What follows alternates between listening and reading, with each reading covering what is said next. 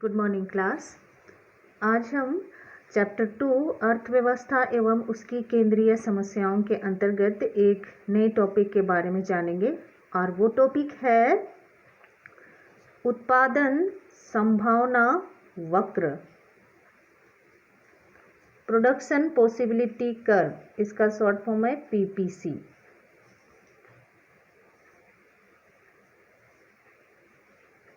PPC curve क्या है उसके बारे में जानते हैं।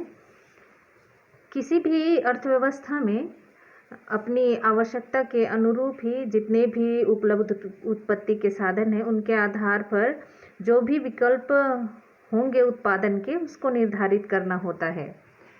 तो उत्पादन संभावना वक्र वह वक्र है जो एक देश के अर्थव्यवस्था में उपलब्ध जितने भी उत्पत्ति के साधन हैं और जो श्रेष्ठतम तकनीक है उस अर्थव्यवस्था की, उन सभी का उपयोग करते हुए किसी वस्तु के उत्पादन के विभिन्न संयोगों, विकल्प या फिर कॉम्बिनेशन को प्रदर्शित करता है। जैसे कि हमारे पास साधन के रूप में भूमि, पूंजी और टेक्निक आदि हमारे पास हैं। नहीं, यदि हमारे पास भूमि है तो वो भी सीमित ही होगी क्योंकि उत्पत्ति के साधन सीमित होते हैं और हमें उसमें किसी वस्तु का उत्पादन करना है। मान लिया कि बात वो एक उपजाऊ योग्य भूमि है तो हमें चावल या गेहूँ या फिर किसी और भी वस्तु, हम यहाँ दो वस्तु ले रहे हैं, चावल और गेहूँ का उत्पादन करना है।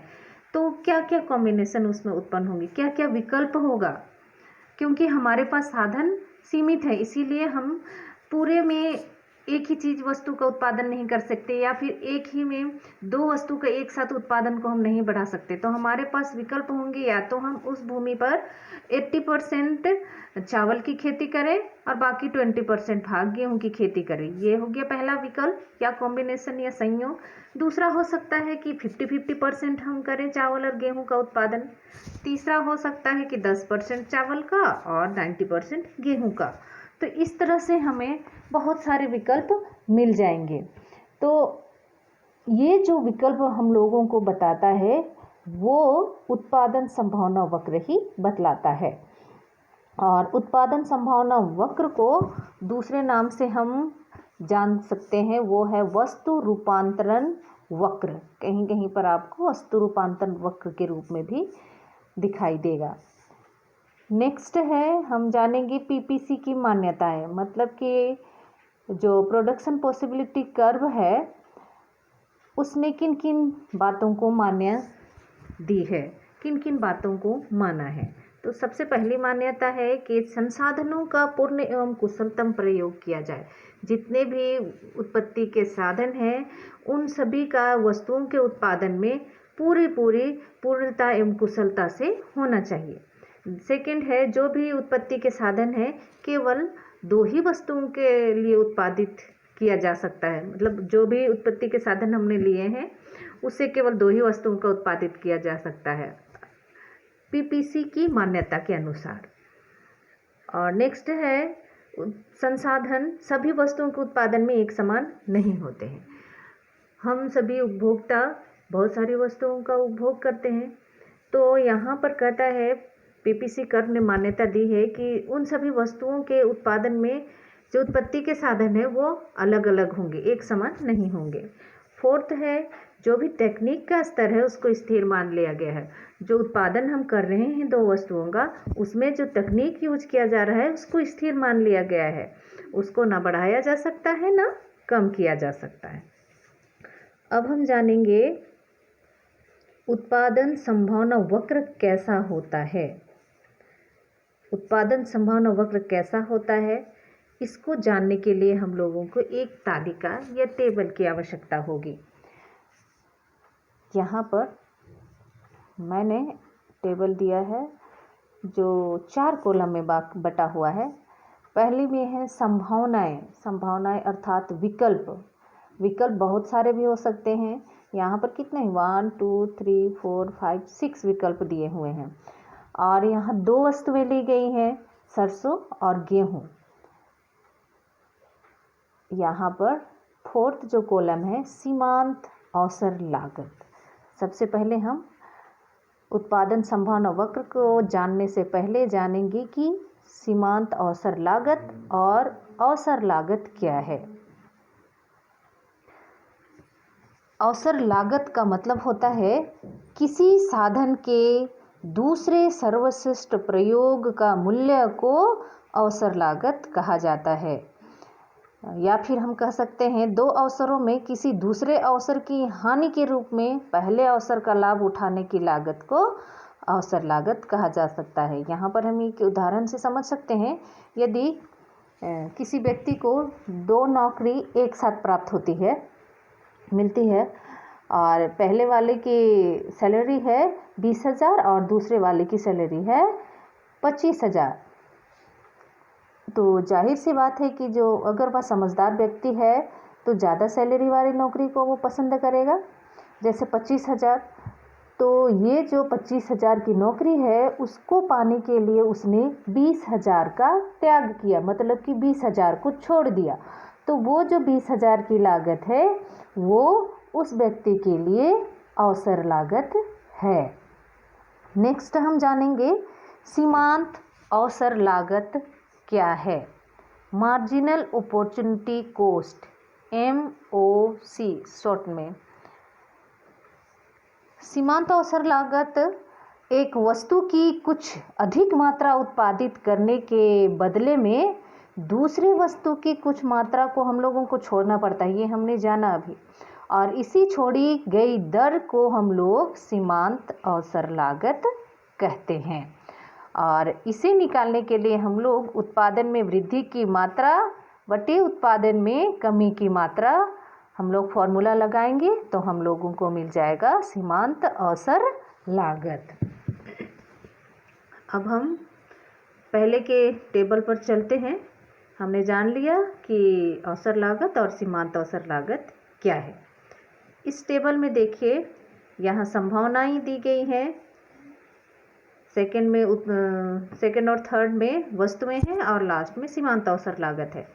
तो इस तालिका में हम लोगों को पता चलेगा कि कैसे सीमांत अवसर लागत प्राप्त होता है और कैसे हम लोग एक का उत्पादन करने के लिए दूसरे वस्तु का त्याग करते हैं।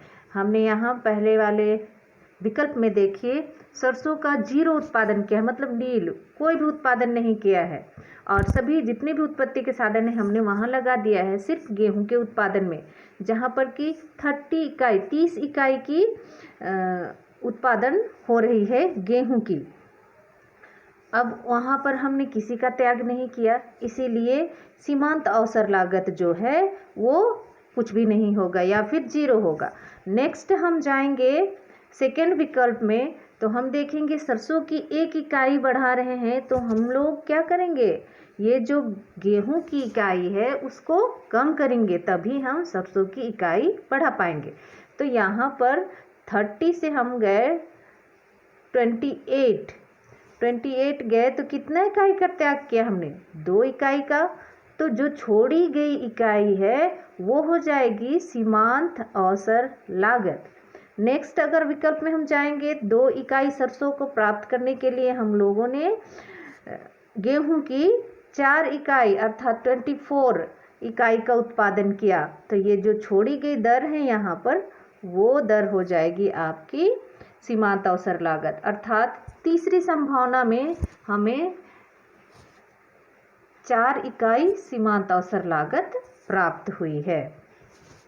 अब हम जानेंगे इसी रेखा चित्र को किस तरह से प्रस्तुत किया जाएगा, इसी तालिका को किस तरह से उत्पादन संभावना वक्र में प्रस्तुत किया जाएगा। जब कभी भी वक्र बनाना होता है तो हम लोगों को एक तालिका की आवश्यकता होती है, उसी तालिका के आधार पर ही हम रेखा चित्र बनाते हैं। यहाँ पर देखिए उत्पादन संभावना वक्र का रेखा चित्र बनाया गया है। वाई एक्सिस में आप देखिए गेहूं को और एक्स एक्सिस में आपको सरसों के उत्पादन को दिखाया गया है।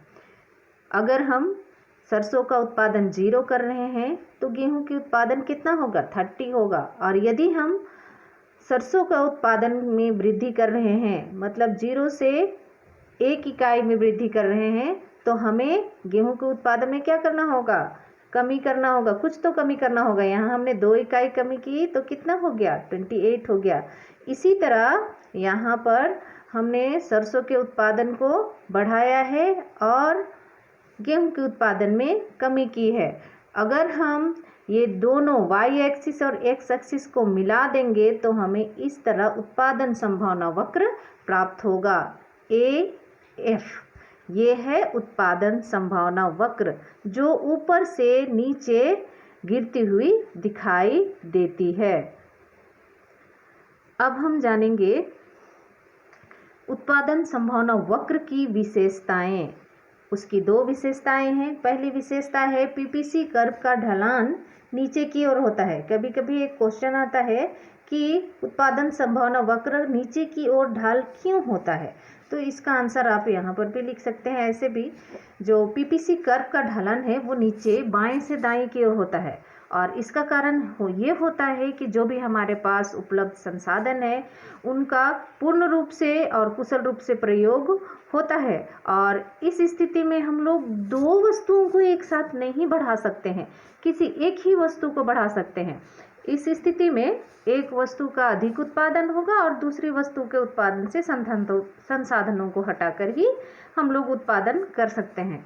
अर्थात हम किसी एक वस्तु का ही अधिक उत्पादन कर सकते हैं। किसी एक वस्तु के अधिक उत्पादन का मतलब ही होगा कि दूसरी वस्तु का कम उत्पादन। इसलिए ये जो ढाल है वो नीचे की ओर होती है, बाएं से दाएं। सेकंड है पीपीसी मूल बिंदु की ओर नतोदर होता है, अर्थात कॉनकेव होता है। यह मूल बिंदु का नतोदर होता है, इसका कारण यह होता है कि हमने 2 वस्तुएं ली है, एक को हम x मान लेते हैं, दूसरे को y मान लेते हैं और यदि हम x का एक और इकाई प्राप्त करने के लिए क्या करेंगे, y के अधिक से अधिक इकाई घटाएंगे तभी तो प्राप्त होगा। इसलिए ये जो है बढ़ती हुई सीमांत अवसर लागत के कारण पीपीसी कर्व जो है वो मूल बिंदु की ओर नतोदर होता है। उम्मीद है ये आप लोगों को समझ में आ गया होगा और ये चैप्टर भी यहीं पर ख़त्म होता है।